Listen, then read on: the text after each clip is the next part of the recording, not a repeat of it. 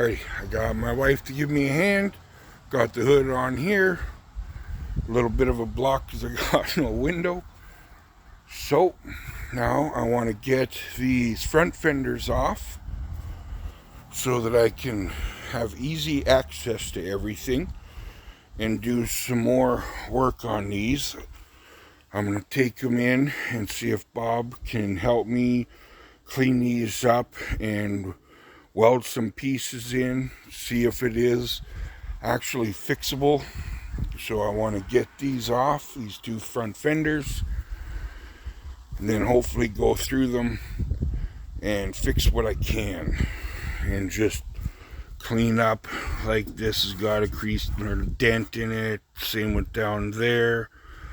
So I'm just going to rip these off so that we can take them in. The hood's in pretty dang good shape.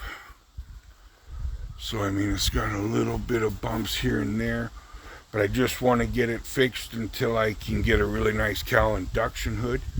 So for now, on the road is where I'm at. And then I want to clean all inside of here and get everything organized and cleaned up so it will look perfect. So that's where we're at. So I'm going to get to work and see how much I can get done. Alright, be back shortly. Oh yeah, okay, got some work done. I got these off, I got the emblems off, the Malibu there. That's looking pretty rough. So I'm not sure. I'll take you, when I take it into Bob, he can give me, if I can get just those lower sections. Because even the braces broke on that one. This one here is beat up a little bit more, as you can see, and a lot more Swiss cheese. But on this one, you can see that the brace is in good shape. So, who knows? Maybe that one is possibly fixable once I get the dent and all the other stuff out. But I got everything all cleaned up. Just for now, I got the motor all covered. I got a rag inside the carburetor. I got everything strapped in so that I can make sure no moisture gets in there, because it's kind of, as you can see, a little cloudy out. Very, very cloudy. Oh yeah, oh yeah. So I have to deal with that. But now, at least I got much better access to that little monstrosity. So that's positive. So I got that all good to go. Got the wiring harness out of the way. Looks really good inside of there. So I'm happy with that. So things are going good.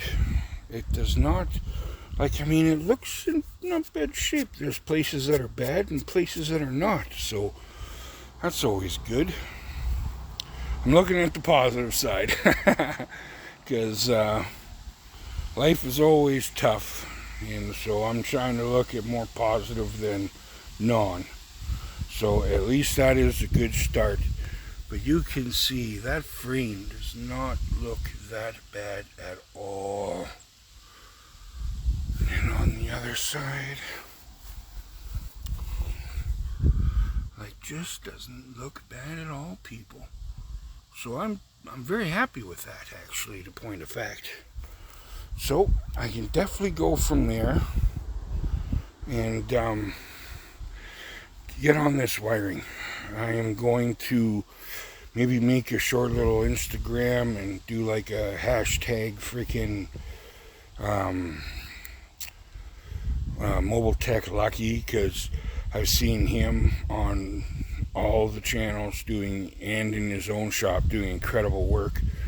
So maybe he just has a quick little wiring diagram that I can start running this to make it work.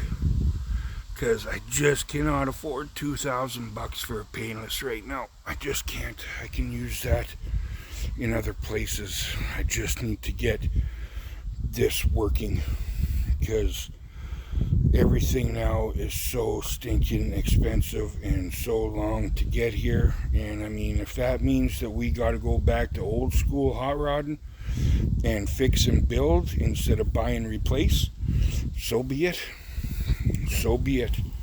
So I got the wiring harness all set up inside. There it is. Got new screws in there. Got everything set up so now it doesn't shake and roll like it used to. So that's positive reinforcement. So now I just got to go another step and another route.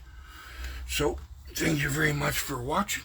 Please like, share, and subscribe. And I'm going to get those to the body shop, start getting some work done on them. Bob said that he had all my pieces sandblasted and said he was going to paint them in the next couple days, so then I can at least reassemble the front end and go from there. Alrighty, take care everybody, bye-bye. Okie dokie, I went to the shop and brought these in, and they are very rough.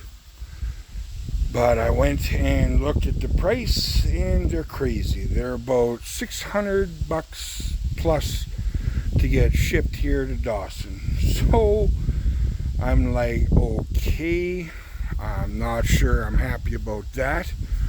So I went and looked, and I can get just these pieces right here for, it was 72 Canadian, and I think they're about $100 each shipped here to Dawson. So I believe I'm going to go down that route. So I'm going to need to pull this piece, cut it out, replace this here on this side, and then the same with this one. Unfortunately, this one, as you can see, this piece is not in good shape. So I don't know if I'm going to have to pull that and rebuild this structure and then weld the piece on top of that.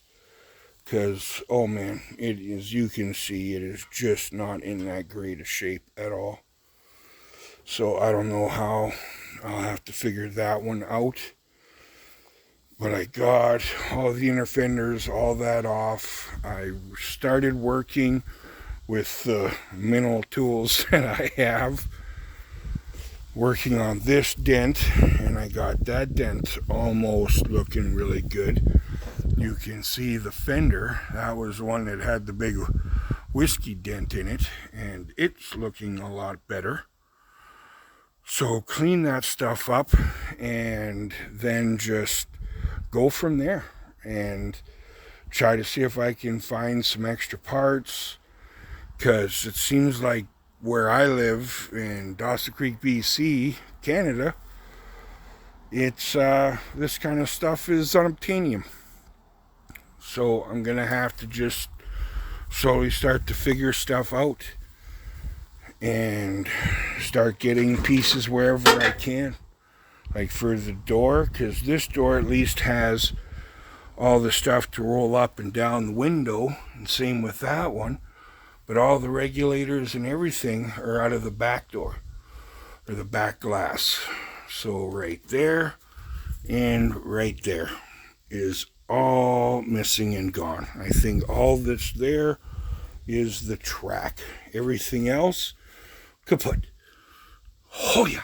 So I'm going to have to try to start to find all this stuff and just plug away, because I want to drive it. So I need to get some tires and some rims so I don't have to run those jalopies or the 14s. I got all that stuff coming in that he sandblasted and is painting. So then I need to find the mounts for the rad support and get those. And then I noticed that it had drum brakes, which I don't want. I don't mind the drum in the back, but I want disc up front. And the brake lines have all, as you can see, right there, have been cut in there. So I got to figure out all that. I still can't get, I'm going to probably have to buy a book so that I can figure out all the wiring, get that figured out, and then just start accumulating parts slowly for this thing. My next adventure, because I've done about as far as I can on the fenders and stuff until I can actually locate and get those parts here. Man, sometimes wish hot rodding is just that much better in the States. You can get those parts at everywhere, at jigs everywhere. But I can replace that quarter because I have it. So Bob's going to show me how to weld that all in. So I think the big next task is going to be get that gas tank out and hope to God it's salvageable, because it's about $1,000 for the gas tank and all the stuff you need for it. It's about $1,000 here. So I live in the middle of nowhere. Yay me. So that's where we're at. I may start tackling that and checking out that gas tank. So I think that's going to be next. Because if I can get that organized and plumbed, then that would be amazing. And very, very good. So I think that'll be the next thing. Because I got the fenders happy until I get those pieces. So that's where we're at, people. So I'm going to freaking fly back at it and see what I can get accomplished today. Alrighty. Bye-bye.